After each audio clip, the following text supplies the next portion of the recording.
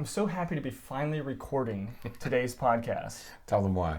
We're recording this podcast Tuesday morning, the morning that the podcast is going to come out. We Right. usually record at least a day ahead, at least. We try to do it a few days ahead. Yes. So this is Tuesday, October 16th. But this is Tuesday. Remember when in the early days I would always have to say, what day is it today? Right. But it is Tuesday. Yeah. And this is going to be posted on Tuesday. Right. Because our office went through something that I think is probably one of the most horrible things that any office could ever go through. Any office in Florida. Any office. We didn't have air conditioning for like 5 days. Last Thursday. 4 days, yeah. It went out last Thursday afternoon. Mm-hmm. We didn't have it Friday. Yeah. Or Saturday or Sunday. Mind you, we also are here Saturday and Sunday. Right. So we were working Saturday and Sunday, didn't have air conditioning. Right. Didn't have it Monday. The podcast that we record, I'm just a little just behind the scenes, behind the curtains.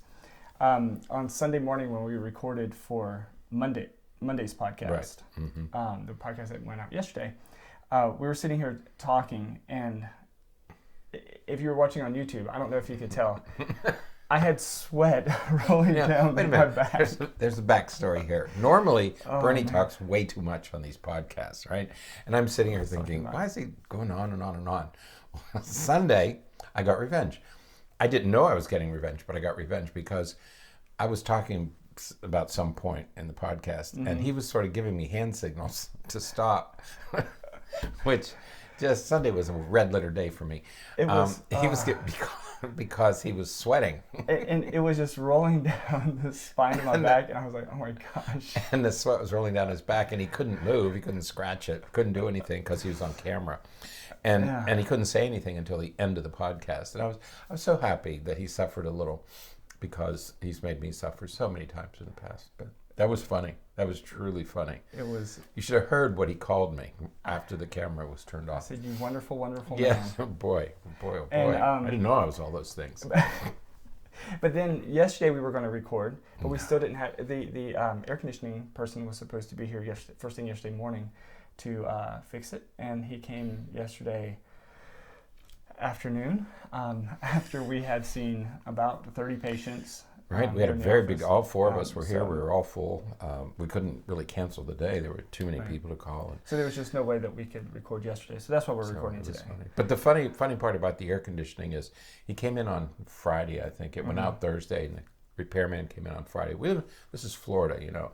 Florida probably has more air conditioning units than the rest of the country combined. Well, yeah, we run the air conditioning, 350 days out of the year. We do, yeah. Almost every day you do your air conditioning because at least it's humid, and it was now it's comical, but the black humor with all this was we have to get the part.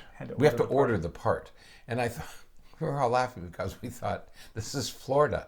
You have more air conditioners here than anywhere in the country. Where are you going to get an air conditioning part? What state of the union are you going to go to get a part? Why wouldn't you have it here? I mean, you just have it on hand. If I was in the air conditioner parts business, I'd have a lot of them in Florida. I mean, like every Lowe's or something. So we were laughing. We're going to go Michigan for air conditioning parts. We were howling yesterday. But we were hot too. We were howling once the air conditioning was working. I have to tell you though, my cousins moved down here. I'm thinking, people are listening to this and they're thinking, man, they're just whining about the air. All right. But it was. That's his cue to. No, it's not. But I will say, when we got here yesterday morning. At our time, I got 3:30. Yeah, it was 3:20 when I got here. Right. It was 82 degrees already. The temperature was 82. Yeah. That's before the sun comes up. Right. Right. And shines in the windows and warms the building, and all the people come in. Right. We're talking about more than 100 people. Yeah. So yeah, but I was talking to my cousin about that one time.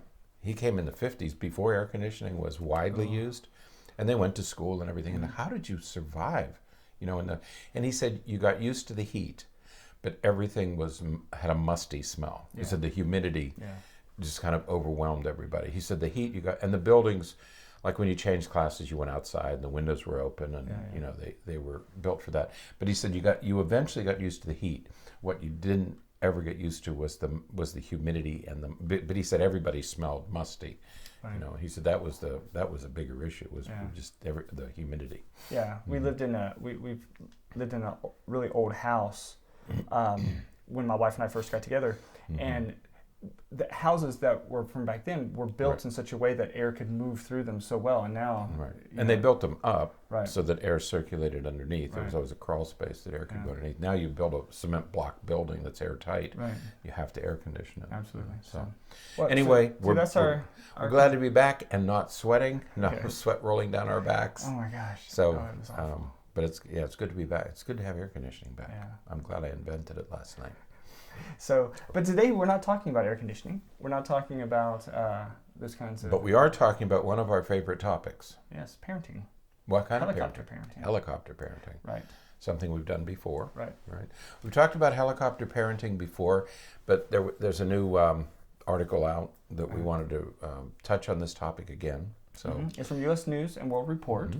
It's actually from a couple months ago, but it's about the impact that helicopter parenting has on child development, particularly emotional development. Right. And this is going to bridge with something that we're going to talk about tomorrow, with childhood aggression. But what the authors here are talking about is an article that was published in Child Development, which is the premier journal, right, or Developmental Psychology. Developmental Psychology. That's one of the top journals in the field.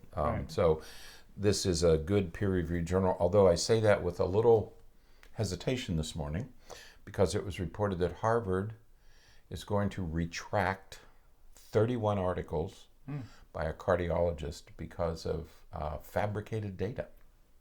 So even in peer-reviewed journals, you have to be careful. Okay, but this journal is one of the top-tier journals. So to get in there, whoever did this work, it was doing quality work that has been viewed by other professionals. Right. Okay, so so you can trust it a little bit more than a blog or something like that. Right. This isn't somebody's opinion. This is this was a carefully constructed research project. Right. Okay, they did research over time, and very impressive research because they did it longitudinally, which most researchers don't like to do because it takes so much time. It takes a long time, right?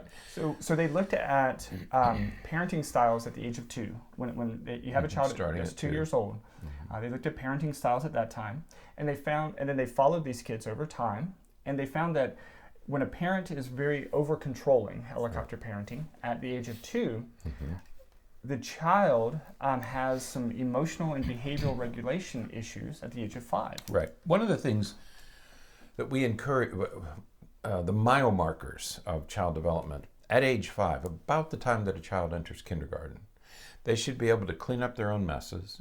They should not have any more temper tantrums, and they should be able to sort of get along well with other kids. So those are the 3 things. They get along with others, they can clean up their own messes, and they're not having any more temper tantrums. And we call that roughly, generally, we refer to that as emotional regulation. Okay, and that's one of the things that these authors wanted to find out is how well did these children regulate their emotions based on parenting style. Okay, and of course what they found, not surprisingly, was that helicopter parenting impedes the development of emotional regulation at age 5. What they did is they studied these kids at age 2, age 5, and age 10. Okay, so when you hear these results, it's going to be at age 5, at age 10, because those are the 2 times when they did their assessments. Right. So helicopter parenting impedes emotional regulation at age 5. Right. And then by the age 10, it says that that parenting approach, the helicopter parenting approach, was tied to more child-reported emotional and school problems, fewer teacher-reported social skills, and less teacher-reported academic productivity. That's right. So here we have, by age 10, children who grow up with helicopter parenting, but around the age of 2, kids themselves report fewer self-regulatory skills, and they're seeing some issues at school. That's right. Because the other mile markers at age 8, now they didn't study these kids at age 8, but I'm sure they would have found similar results there. So what we're talking about is parents in our country today, we have large numbers of parents who are convinced that they need to engineer success for their children. We've talked about this numerous times on these podcasts. We've written about it. We've done workshops on it. That there are parents who believe that the best thing they can do is engineer their child's success. Put them in the right activities, in the right schools, in the right classrooms, and sort of engineer this succession of successful endeavors by the kid.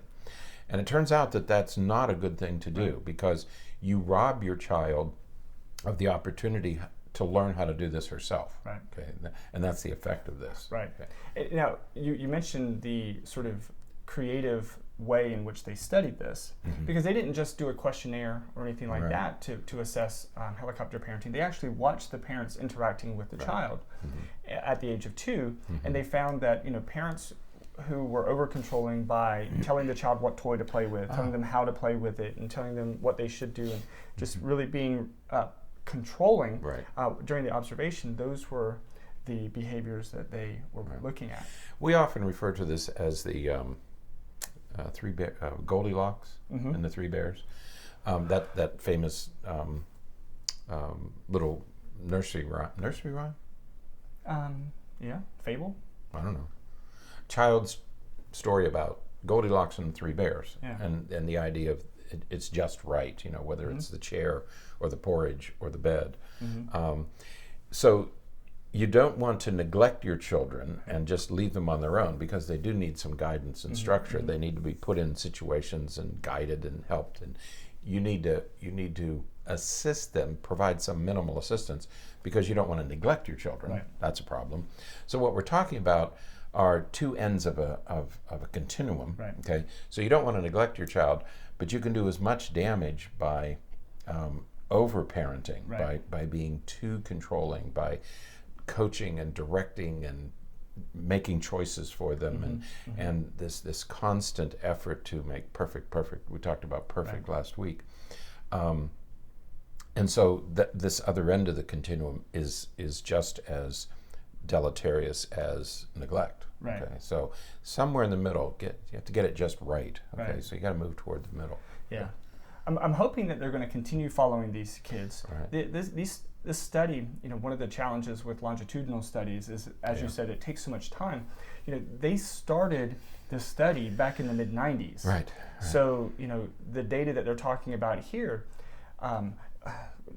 they started in the mid-90s, so the first patient was enrolled in like 1994, but they had 422 children that they followed, and so that could have, they could have had started at 2 years old with kids anywhere from 94 all the way up to the 2000s, and then they had to follow them for the 8 years to get to the age 10. So it's hard to do this. That's the challenge with longitudinal studies. It's hard to do this kind of research. There's very little longitudinal research done, especially in this country. Our colleagues in the United Kingdom are much better at this, because their healthcare system is structured differently. Their countries are smaller, and it's easier to access people, and they don't have to pay for it, because it's part of their national healthcare policies. So you get many more longitudinal studies. Some of the best longitudinal research today is being done in the UK for that reason. So. There's a few hospitals here in the States that are that when a child is born, the parents have the opportunity to enroll the child in some longitudinal studies, but that's the way that it's done, and it's so it's expensive. When you talk about lots of tests over a long period of time, and you hear about lose people when you're watching the news and you hear about tax cuts to NIH, or tax cuts to this, or tax cuts to that. We're going to reduce this budget, reduce that budget. Reducing those budgets, and there was another budget cut recently, and they've increased the regulations. So it's even going to be more difficult. They've changed some definitions. It's going to be even more difficult now to do this kind of research. So in our country, these studies get done through federal grants, through National Institutes of Health and Centers for Disease Control. And the more we cut those budgets, as we cut budgets, as we cut taxes, we cut budgets. As you cut budgets, you cut this kind of research. So, because in our country, it has to be done that way. since we don't have a national health care system. So, but check out this article. The link is in the show notes. But definitely follow some of this work because it's really good work. Yeah. The other thing is lawnmower parenting. We didn't mention that in this study. That this idea that you can clear the path for your children, and you can't. You do them a disservice. Right. Let them struggle. Let them suffer. Let them fail. Let them learn. Children must learn how to handle adversity on their own. Right. Talk to their own teachers. Settle their problems with their friends. Back up and let them learn how to do this. Right. Yep. And we'll talk a little bit more about that tomorrow. So. All right. Until next time, stay happy, stay healthy, and forget to be afraid.